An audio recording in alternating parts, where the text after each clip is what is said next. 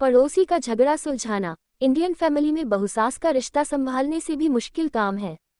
Hello दोस्तों, मैं समरेवाली आप सभी का दिल से स्वागत करती हूँ इस शांति मिशन में। आज हम बात कर रहे हैं किताब की जिसका नाम है the mediation process, practical strategies for resolving conflict, और जिसे लिखा है क्रिस्टोफर डब्ल्यू मूर ने। ये किताब आपको सिखाएगी कि झगड़े कैसे सुलझाए जाएं, वो भी बिना थप्पड़ और कोर्ट कचहरी के ड्रामे के। लेखक की पहली सोच, मीडिएशन यानी झगड़े का फायर एक्सटिंग्विशर। क्रिस्टोफर मूर साहब कहते हैं, झगड़ा इंसान की जिंदगी का हिस्सा है। चाहे वो पति पत्नी का हो, बॉस एम्प्लॉय का, या फिर पड़ोसी की छत पर सूखते कपड़ों का। लेकिन उस आग को बुझाने का सबसे दमदार तरीका है मीडिएशन यानी बीच बचाव। मतलब न कोई कोर्ट जाएगा, न वकील की फीस लगेगी। बस बैठो, बात करो और हल निकालो। लेकिन भारतीय मम्मी कहती है, पहले बैठ के खाना खाओ, फिर जाना दूसरों के झगड़ा सुलझाने। लेखक की दूसरी सोच, मीडिएटर का रोल सुपरहीरो जैसा। अब यहाँ ध्यान दीजिए, लेखक बताते हैं कि मीडिएटर यानी जो झगड़े में बीच में पड़ता है, उसका रोल थोड़ा एस धोनी जैसा है। मतलब शांत, समझदार और सही टाइम पर सही फैसला करने वाला। मीडिएटर को दोनों पार्टियों को सुनना होता है बिना जजमेंट के। न कोई करण जौहर की तरह ड्रामा करेगा, न कोई सलमान खान की तरह गुस्सा करेगा। बस धीरे धीरे दोनों साइड्स को एक टेबल पर लाएगा और समझदारी से हल निकालेगा। लेकिन हाँ, कभी कभी धोनी की तरह सबका आक्रोश भी झेलना पड़ सकता है। लेखक की तीसरी सोच, प्रोसेस का 5 स्टेप फॉर्मूला। रुको जरा, अब यहाँ लेखक थोड़े प्रोफेसर मोड में आ जाते हैं। वे बताते हैं कि मीडिएशन एक प्रॉपर 5 स्टेप का प्रोसेस है, कोई चाय पर गपशप नहीं। पहला स्टेप, लोगों को टेबल पर लाओ। दूसरा, ग्राउंड रूल्स सेट करो, जैसे बच्चे को बोलते हैं, मारपीट नहीं, प्यार से बोलो। तीसरा, दोनों की बातें सुनो, बिना बीच में टोके। चौथा, प्रॉब्लम को गहराई से समझो, मतलब झगड़े की जड़ क्या है। और पांचवा, दोनों पक्षों को ऐसा हल दो जो दोनों को थोड़ा थोड़ा पसंद आए। मतलब कोई भी डीडीएलजे का राज और बाबूजी दोनों जीते, बस थोड़ा एडजस्टमेंट के साथ। लेखक की चौथी सोच, इमोशंस को हैंडल करना भी आर्ट है। अब सोचिए, झगड़ा हो और इमोशंस न हो, ऐसा हो सकता है क्या? लेखक कहते हैं कि मीडिएटर का असली चैलेंज तब शुरू होता है जब सामने वाला गुस्से में टेबल पर हाथ पटक रहा हो और दूसरा रो रो के छाती पीट रहा हो। यहाँ मीडिएटर को इमोशनल कंट्रोलर बनना पड़ता है।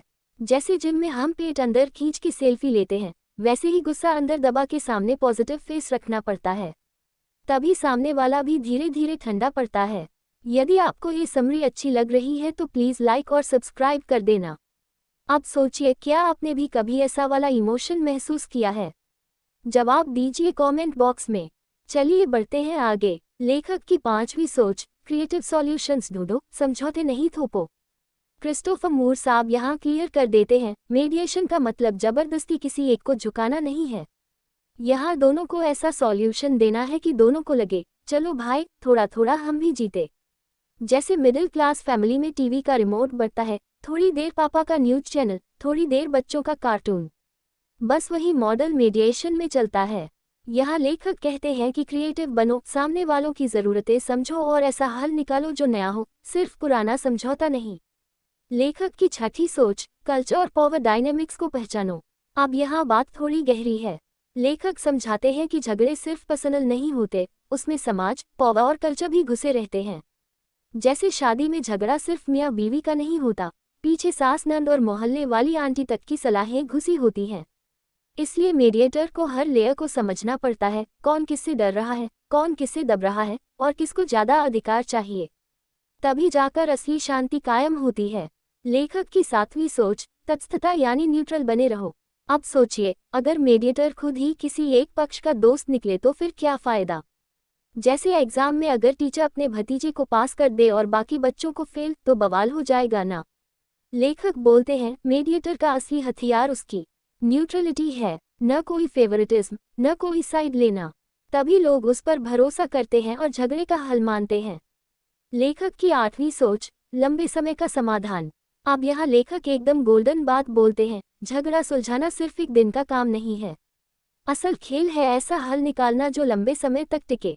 मतलब ऐसा न हो कि आज समझौता हुआ और कल फिर वही लड़ाई चालू। जैसे न्यू ईयर पर लिया हुआ जिम का सब्सक्रिप्शन 2 दिन चलता है, तीसरे दिन भूल जाते हैं। लेखक कहते हैं कि ऐसा नहीं होना चाहिए।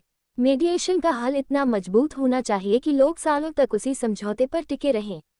अब दिल से सुनिए दोस्तों, क्रिस्टोफर मूर की यह किताब सिर्फ झगड़ा सुलझाने का नहीं, बल्कि रिलेशनशिप्स को बचाने का फॉर्मूला है। याद रखिए, प्यार जताना कोई ओवरएक्टिंग नहीं, ये रिश्ते की ज़रूरत है।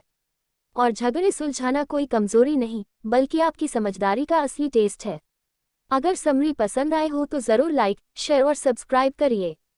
अगली किताब तक जुड़े रहिए और बोलिए दिल से, पढ़िए दिमाग से। और हाँ, ये तो बस एक झलक थी। पूरी किताब ज़रूर पढ़िए, लिंक समरी में ही दिया गया है। वहाँ आपको और भी गहराई, एक्शन प्लान और दिल को छू जाने वाली बातें मिलेंगी। अगली किताब तक जुड़े रहिए और बोलिए दिल से, पढ़िए दिमाग से।